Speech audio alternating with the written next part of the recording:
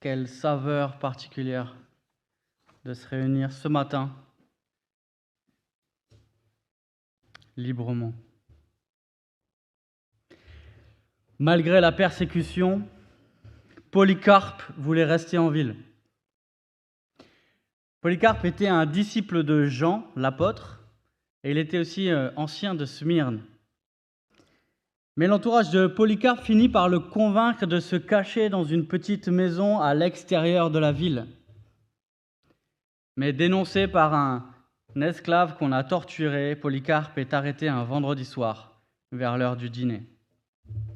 Le préfet de la ville, qui s'appelle Hérode, fait monter Polycarpe dans son carrosse et essaye de le faire renier Christ en disant « Quel mal y a-t-il à dire « Seigneur César » à sacrifier et à observer notre religion pour sauver sa vie ?»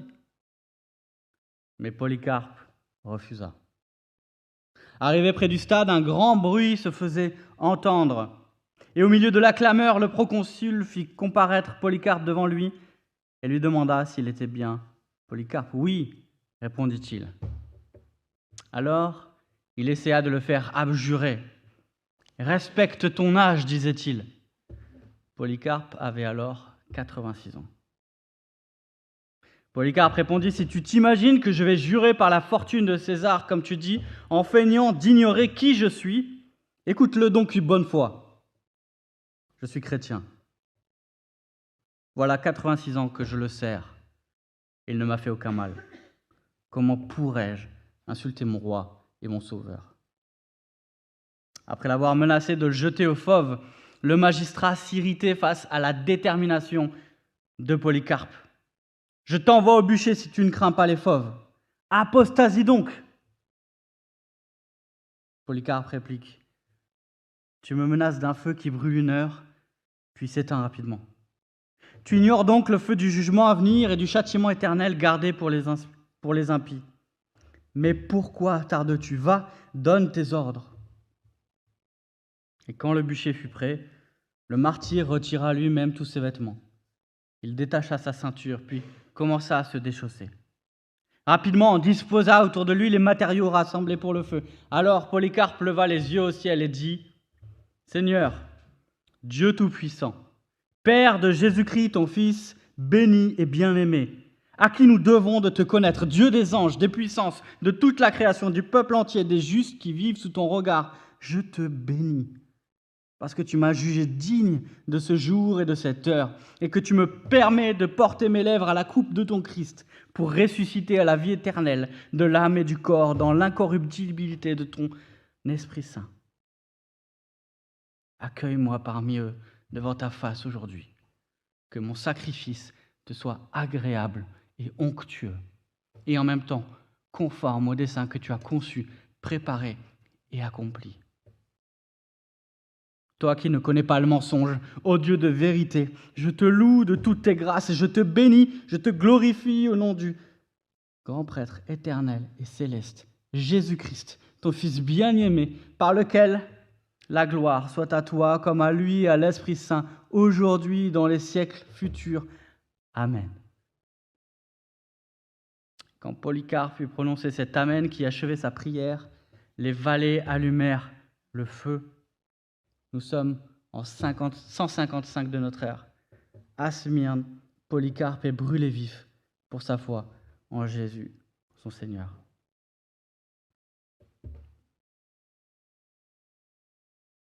Raoul nous a rappelé que la persécution n'est pas une chose du passé et qu'aujourd'hui encore, plus de 360 millions de chrétiens sont fortement persécutés ou discriminés dans le monde. Et Porte Ouverte nous apprend que parmi tous les croyants qui sont persécutés pour leur foi, 80% des croyants persécutés sont des chrétiens. Plus de 5600 chrétiens tués en 2023. Et comme l'a souligné Raoul, 90% d'entre eux ont été tués au Nigeria. En 2023, plus de 4500 chrétiens emprisonnés dans le monde. Et le texte que nous allons lire ensemble ce matin a été écrit à une église persécutée, à l'église même de Smyrne, dont Polycarpe était ancien. écrit par la main de Jean, qui était celui qui a formé Polycarpe. Je vous propose qu'on lise ensemble dans le dernier livre de la Bible, l'Apocalypse, au chapitre 2, les versets 8 à 11.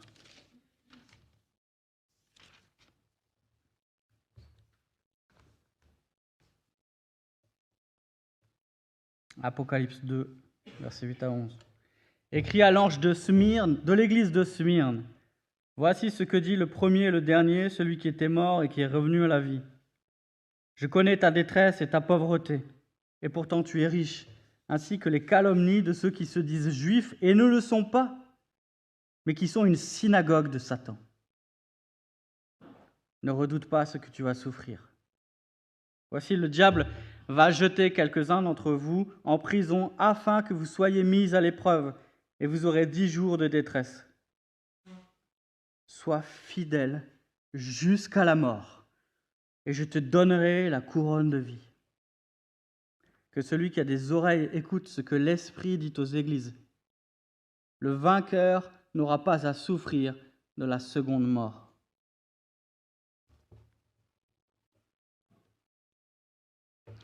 Avec ce texte, ce matin, j'aimerais qu'on voit comment Jésus lui-même, celui qui écrit à l'église de Smyrne, donne 3 encouragements à cette église qui traverse la persécution. Premier encouragement, on le voit au verset 9, c'est que Jésus connaît notre épreuve. La première question que nous nous posons, n'est-ce pas, au milieu de l'épreuve, c'est où est Dieu ? Où est-il pendant que son peuple souffre ? Et comme Traoré du Burkina Faso, dont on lit le témoignage sur le site de Porte Ouverte, on pourrait se dire « J'ai parfois l'impression que Dieu m'a abandonné ». Mais notre texte nous rappelle que Dieu n'est pas aveugle au sort de son peuple, que Dieu est au ciel et que rien ne lui échappe. Nous lisons au psaume 33, « L'Éternel regarde du haut du ciel, il voit tous les hommes. Du lieu où il habite, il observe tous les habitants de la terre. Lui qui a façonné leur cœur à tous, il est attentif à toutes leurs actions. » Et à l'église de Smyrne, il y a 2000 ans, et à toutes les églises persécutées aujourd'hui, Jésus dit « Je connais ton épreuve. » Il connaît leur situation, pas de manière vague, pas comme si nous venions de la résumer rapidement, mais précisément parce qu'il connaît chacun par son nom, parce qu'il connaît chacune de ses brebis, il connaît leur situation et son regard est porté sur eux. La ville de Smyrne, dans laquelle se trouvait cette église, se considérait comme la plus belle ville de la province. Elle devait notamment sa prospérité et sa paix au fait qu'elle avait fait alliance avec Rome. Et parce qu'elle avait fait alliance avec Rome et qu'elle voulait garder cette prospérité et ce prestige, le culte de l'empereur trouvait une place particulière dans cette ville de Smyrne. Mais pour nous, chrétiens, Jésus seul est Seigneur. Jésus seul est Seigneur. Les chrétiens refusaient de rendre un culte à l'empereur, si puissant soit-il. Et à cause de ce refus, à cause de ce culte à l'empereur qu'ils refusaient de rendre parce que leur culte revenait à Jésus seul, on les considérait comme des traîtres. Et en refusant ce culte, ils se retrouvaient discriminés. Beaucoup perdaient leur emploi et se retrouvaient dans la pauvreté comme les chrétiens de Smyrne. Et on apprend que leur situation est due notamment aux calomnies des Juifs. En fait, à l'époque, les Juifs dans la région profitaient d'une certaine tranquillité de la part des Romains. Et les chrétiens qui étaient pour la plupart issus des Juifs et que les Romains considéraient comme étant une secte du judaïsme, eh bien, si les chrétiens étaient amalgamés aux Juifs, les Juifs risquaient de perdre leurs privilèges. Alors, ils dénonçaient les chrétiens auprès des Romains. Mais Jésus assure cette Église, « Je connais ta détresse et je connais les calomnies des Juifs qui te dénoncent. Je vois ce qu'il se fait en secret. » Lui qui connaît jusqu'à nos pensées les plus intimes, connaît tout ce que subit son peuple, même lorsque son peuple est victime de calomnies, de manigances, de complots. Et Jésus rappelle à son Église, encore aujourd'hui, les apparences peuvent tromper. Les méchants semblent pouvoir triompher. Mais je sais ce qui se passe. Et je sais que ceux qui se disent juifs et se présentent comme le peuple de Dieu ici à Smyrne sont en fait les outils de Satan, nous dit Jésus. Littéralement l'adversaire. En œuvrant contre l'Église, ils sont ennemis de Dieu. Et que dit Jésus ici aux chrétiens persécutés? Il dit, ceux qui vous font du mal sont devenus mes ennemis. Ceux qui vous font du mal sont devenus mes ennemis. Et le but de Satan, à l'époque comme encore aujourd'hui, c'est d'éloigner les chrétiens de Dieu par la persécution, par la séduction. Le diable ne vise qu'un seul but, détourner, éloigner les chrétiens de leur Seigneur. Le but de Satan, c'est de nous faire renier Dieu. Soit face à la persécution, en l'apostasiant, en renonçant à le reconnaître lui seul comme Seigneur, soit le renier par une vie qui s'éloigne et qui, dans les faits, ne le considère plus comme son seul Seigneur. Mais Jésus voit et connaît les manigances de ceux qui agressent son troupeau. Dans l'épreuve, Dieu ne détourne pas son regard. Deuxième encouragement, on le voit au verset 10 et 11. Dieu gouverne notre épreuve. Non seulement Jésus connaît notre épreuve, mais il gouverne notre épreuve. De son trône, il voit tout et il contrôle tout. Et c'est pour ça que la situation des églises de Smyrne, non seulement n'est pas une surprise pour Jésus, mais encore il peut avertir ce qu'ils vont traverser. Elle va souffrir, quelques-uns des chrétiens seront jetés en prison. Et là, quand on entend qu'ils sont jetés en prison, ça veut dire quelque chose d'un peu plus fort que pour nous. Il ne s'agit pas de la petite garde à vue. La prison, c'était l'antichambre du jugement et la plupart du temps de l'exécution. Aller en prison, c'était très certainement la première étape pour la persécution. Et dans ce cas-là, Jésus rappelle à son Église, derrière tout cela, c'est le diable qui agit contre Dieu et son peuple. Et le livre de l'Apocalypse, tout entier, nous garde une vision séculariste du monde. Et nous montre que derrière tous ceux qui œuvrent contre le peuple de Dieu se cache le diable. Derrière la persécution se cache la lutte cosmique entre Dieu et le diable. Et Satan, qui a déjà perdu, se démène dans le temps qui lui reste pour se déchaîner contre le peuple de Dieu. Mais Jésus, alors qu'il reconnaît cela, alors qu'il reconnaît que le diable se déchaîne contre l'Église, dit ces paroles extraordinaires, « Ne redoute pas ce que tu vas souffrir. » Et ces paroles, il les dit encore à l'Église persécutée aujourd'hui, « Ne redoute pas ce que tu vas souffrir. » Alors quand on lit ça, on peut se demander, comment ne pas redouter la souffrance? Comment ne pas redouter la prison et la mort? Comment avoir le même courage que les frères et sœurs de Corée du Nord, le pire pays pour être chrétien? Sur le site de Porte Ouverte, on lit « En Corée du Nord, où les chrétiens sont mis en prison, torturés, voire tués. Cela ne les empêche pas de prendre tous les risques pour suivre Jésus. » Un de nos partenaires locaux en Chine nous parle de chrétiens qu'il a formés et qui sont retournés en Corée du Nord. Il cite « Les mois d'été et la nuit, ils vont se cacher dans les champs de maïs pour prier. D'autres fois, c'est au fond des bois qu'ils vont pour louer Dieu. » Comment les frères et sœurs du Congo peuvent chanter, comme on l'a vu dans la vidéo, « Tu as permis que nous soyons attaqués, tu as fortifié notre foi. » Quelques semaines seulement après avoir subi un attentat qui a fait 17 morts. Qu'est-ce qui pousse le pasteur adjoint de la même église à déclarer « Nous sommes dans un monde de tribulation, mais nous ne renierons jamais notre foi, nous continuerons à servir notre Seigneur. » Mes amis, ce qui a permis aux frères et sœurs, dans toute l'histoire et par le monde, depuis le premier martyr de l'Église que nous lisons dans les Actes jusqu'à l'Église persécutée aujourd'hui, ce qui leur a permis de tenir face aux menaces de mort, face à la torture, face à la violence, face à la prison, face à la mort, ce qui leur permet de tenir aujourd'hui, c'est qu'ils prennent au sérieux cette promesse de Jésus que nous lisons au verset 10. « Sois fidèle jusqu'à la mort, et je te donnerai la couronne de vie. » Voilà ce qui se passe lorsque nous prenons au sérieux les paroles de Jésus. Lorsqu'il nous dit « Sois fidèle jusqu'à la mort, et je te donnerai la couronne de vie. » Et ce n'est pas pour rien que Jésus dit cela à l'église de Smyrne. Dans les arènes de Smyrne, le vainqueur des jeux recevait une couronne. Et à ceux qui restent fidèles jusqu'à la mort, Jésus ne promet pas une couronne de fleurs, une couronne de laurier, mais la vie éternelle.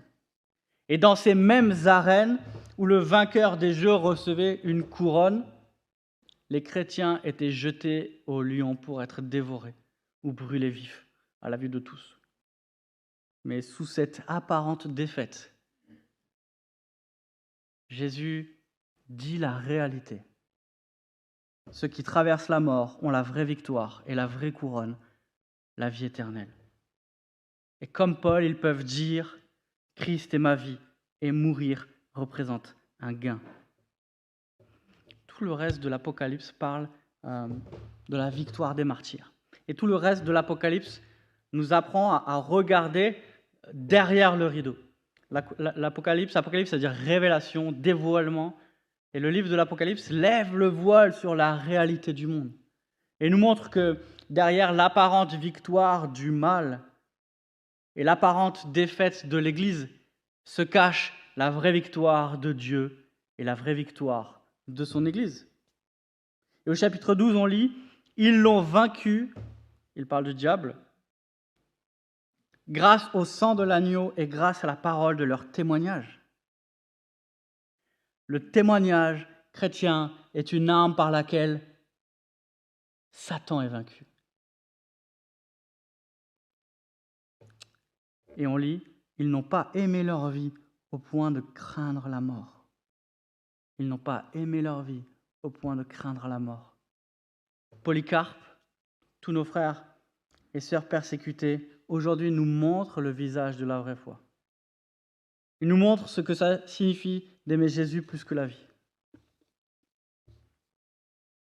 Troisième encouragement, Jésus a connu notre épreuve.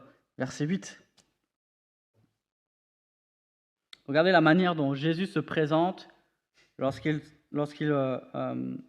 écrit à l'église de Smyrne. Voici ce que dit le premier et le dernier, celui qui était mort et qui est revenu à la vie. Depuis son trône, Jésus ne s'adresse pas à une église qui souffre, à des chrétiens qui font face à la mort et à la persécution, comme un roi qui s'adresse à ses sujets du haut de son trône et qui ne connaît pas ce qu'il traverse. Quand Jésus parle d'être fidèle jusqu'à la mort, il sait de quoi il parle. Lui-même a été fidèle jusqu'à la mort sur la croix. Il n'est pas insensible à ce que l'Église de Smyrne traverse et à ce que tous nos frères et sœurs qui souffrent aujourd'hui traversent. Pourquoi ? Parce qu'il a traversé en premier ce qu'ils sont en train de vivre. Et quand, au chapitre 5 de l'Apocalypse, on a cette vision du trône de Dieu et du peuple qui est autour du roi, qu'est-ce que voit Jean assis sur le trône ? Un agneau immolé. Un agneau immolé. Le roi de la création qui est passé par la mort. Et ceux qui suivent cet agneau le suivent sur le chemin qu'il a emprunté avant nous. Jésus avait averti, le serviteur n'est pas plus grand que son maître. S'ils m'ont persécuté, ils vous persécuteront aussi. Et donc, quand Jésus parle à l'église de Smyrne et quand Jésus parle à l'église persécutée aujourd'hui, il parle comme celui qui a connu la mort. Mais il parle également comme celui qui a vaincu la mort. Jésus qui a connu la mort peut compatir. Jésus qui a vaincu la mort peut secourir. Suivre l'agneau, nous le lisons et nous l'entendons aujourd'hui, c'est être prêt à mourir pour sa foi. Mais c'est aussi avoir l'assurance qu'en lui, nous avons la vie. Et je suis certain que les croyants de Smyrne s'encourageaient les uns les autres par ces paroles de Jésus qui sont rapportées par l'apôtre Jean. Et je suis sûr que Polycarpe lui-même, qui était un disciple de Jean, avait encouragé ses frères et sœurs bien-aimés avec ces paroles de Jésus: « Je suis la résurrection et la vie. Celui qui croit en moi vivra, quand même il serait mort. Et quiconque vit et croit en moi ne mourra jamais. » Qui suivons-nous lorsque nous suivons Jésus? Et qu'est-ce que ça veut dire d'être chrétien? Être chrétien, ça veut dire suivre celui qui était mort et qui est revenu à la vie. Et être chrétien, c'est prendre au sérieux ces paroles lorsque Jésus nous dit: « Au vainqueur, je donnerai la couronne de vie. » Être chrétien, c'est savoir que la mort ne peut rien contre nous parce qu'ils appartiennent au Maître de la vie et que notre vie est cachée en lui et que rien ne pourra nous séparer de l'amour de Dieu manifesté en Jésus-Christ, pas même la mort. Pour conclure, ce texte d'Apocalypse et les témoignages qu'on a entendus et les témoignages que nous lisons nous posent au moins 2 questions avec lesquelles j'aimerais que l'on reparte ce matin. La première question, c'est: sommes-nous solidaires? Quand mes fils, Léon et Ezra, se chamaillent, ce qui n'arrive presque jamais, j'ai inventé une petite formule. Je les rassemble comme ça, devant moi, et je leur dis: entre frères, on est... Et eux écrient: solidaires.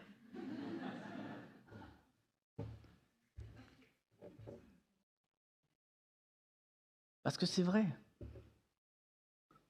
Et parce que j'ai envie qu'ils vivent dans notre famille ce qu'on veut vivre dans l'Église. Entre frères, on est solidaires. Et aujourd'hui, la paix que nous vivons, et nous en sommes tous conscients, la paix que nous vivons peut nous faire oublier qu'un chrétien sur 7 est fortement persécuté ou discriminé dans le monde. Un chrétien sur 7. Et qu'on ne peut pas fermer les yeux sur les souffrances de nos frères et sœurs. Et je suis vraiment reconnaissant pour le ministère de Portes Ouvertes ou pour le culte qu'on vit ce matin, pour le ministère de Raoul qui est le relais pour Portes Ouvertes, pour les sujets de prière qui postent dans le groupe. Prions pour nos frères et sœurs. Prions pour ceux qui souffrent. Nous faisons partie du même corps. Nous sommes solidaires. Le diable continue de persécuter l'Église. Prions pour ceux qui en payent le prix fort. Sommes-nous solidaires? Deuxième question, sommes-nous prêts? À la suite de Jésus, Paul avertit: tous ceux qui veulent vivre pieusement en Jésus-Christ seront persécutés. Et quand on regarde sur Portes Ouvertes, le site de Portes Ouvertes, on a une page qui explique plusieurs visages de la persécution et la manière dont ils comprennent les différentes formes de persécution qui existent dans le monde. Et quand on lit, il y a certaines qui nous paraissent moins probables pour notre contexte que d'autres. Par exemple, le nationalisme religieux, dans les pays où existe une religion d'État, nous semble plutôt lointain. Pareil pour ce que Portes Ouvertes appelle la supériorité ecclésiastique. Ça, c'est quand certains croyants imposent leur dénomination comme seule expression du christianisme. Des chrétiens qui persécutent d'autres chrétiens, ou qui se disent chrétiens, qui persécutent des chrétiens. En revanche, dans cette liste, on devrait prêter attention à ce que Portes Ouvertes appelle le laïcisme intolérant. Comment il explique? Laïcisme intolérant, c'est ce laïcisme qui vise à éliminer toute expression du christianisme de la vie publique, qui la plupart du temps se manifeste par la pression des autorités et de la société, sans faire appel à la violence. C'est une sorte de soft totalitarisme. Un totalitarisme qui s'impose non pas par la violence, mais par la société. Et qui s'impose non pas par une répression dure de la part des dirigeants ou de la police, mais par la pression des pairs dans la société, qui punit toute forme de pensée contraire à la pensée dominante et qui peuvent conduire certains, et c'est déjà le cas, à perdre leur travail et à voir leur réputation ternie à cause de leur foi. Sommes-nous prêts à payer le prix de notre foi? Sommes-nous prêts à perdre notre travail là où des frères et des sœurs ailleurs perdent leur vie? Sommes-nous prêts à renoncer à la corruption, à la compromission pour préserver le nom de Christ? Et sommes-nous prêts à nous encourager les uns les autres à payer le prix en étant solidaires et en assumant en tant qu'Église? Qu'est-ce qui va se passer le jour où quelqu'un va perdre son travail parce qu'il a refusé de se compromettre? Est-ce qu'on va être de ceux qui disent « c'était pas grand-chose, t'aurais pu signer ce document, t'aurais pu mettre cette veste, t'aurais pu participer à cette manifestation, c'est pas grand-chose » et jouer le même jeu de ceux qui disaient à l'époque de Polycarpe « Franchement, t'aurais pu jeter de l'encens comme ça, c'est pas grand-chose ». Mais en fait, c'est ça, renier Christ comme Seigneur. C'est ça l'intégrité chrétienne. C'est refuser de participer au mensonge et refuser de participer à un culte qui honore autre chose que Christ et qui tord le sens de la réalité. Est-ce que nous serons de ceux qui accablent les frères qui auront payé cher le prix de leur foi et de leur intégrité? Ou serons-nous de ceux qui disent « Mon frère, je te bénis pour ta foi. Je te bénis pour la manière dont tu as été fidèle. Je te bénis pour ta droiture. Je te bénis pour l'exemple que tu es pour nous tous. Et ne t'inquiète pas, on va prendre soin de toi. Ne t'inquiète pas, en assemblée, on va être solidaires. »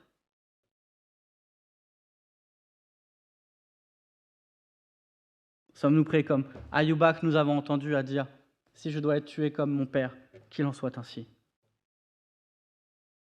Sommes-nous prêts à dire « Si je dois perdre ma réputation, qu'il en soit ainsi. Si je dois perdre mon travail, qu'il en soit ainsi. » Je vais prier.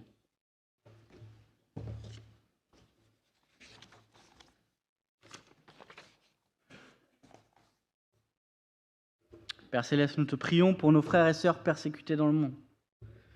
Merci parce que tu connais leurs épreuves. Merci parce que ton regard est porté sur eux. Merci parce que rien de ce qui leur arrive, jusqu'à la chose la plus terrible, jusqu'aux choses cachées, rien ne t'échappe. Et à toi appartient la vengeance. À toi appartient la rétribution. Merci parce que tu conduis leurs épreuves. Merci parce que tu règnes au milieu de la persécution et que tu n'es ni aveugle ni absent au milieu de ce que traversent nos frères et sœurs. Et merci parce que toi, le Dieu de gloire, as envoyé ton Fils goûter à la mort et l'a vaincu. Et a brisé le pouvoir du péché et de la mort. Père Céleste, nous te prions pour nos frères et sœurs de renforcer leur foi, de les aider à porter leur regard sur la couronne de vie et sur toi, l'agneau immolé à qui appartient la victoire au siècle des siècles et pour l'éternité. Nous te prions, ne permets pas qu'ils s'éloignent, mais garde-les fidèles à toi jusqu'à la mort. Et merci parce que si cela nous semble parfois peut-être impossible, tu pourvois par ton esprit et tu gardes ceux qui t'appartiennent. Père de gloire, prépare-nous à vivre la persécution si elle venait à arriver. Garde-nous de la compromission qui, semble-t-il, se glisse dans nos vies et dans notre société de manière beaucoup plus pernicieuse et beaucoup moins frontale que la persécution que connaissent beaucoup de nos frères et sœurs. Garde-nous de la compromission face à la pression que nous pouvons déjà subir ici. Aide-nous à être intègres et à témoigner de l'évangile de Jésus-Christ, malgré le coup. Et aide-nous à être solidaires entre frères, dans l'Église, pour que si l'un venez à payer le prix. Ensemble, nous puissions assumer. Ensemble, nous puissions faire bloc face à la compromission pour la gloire de ton nom. Nous te prions en Jésus-Christ notre Seigneur. Amen.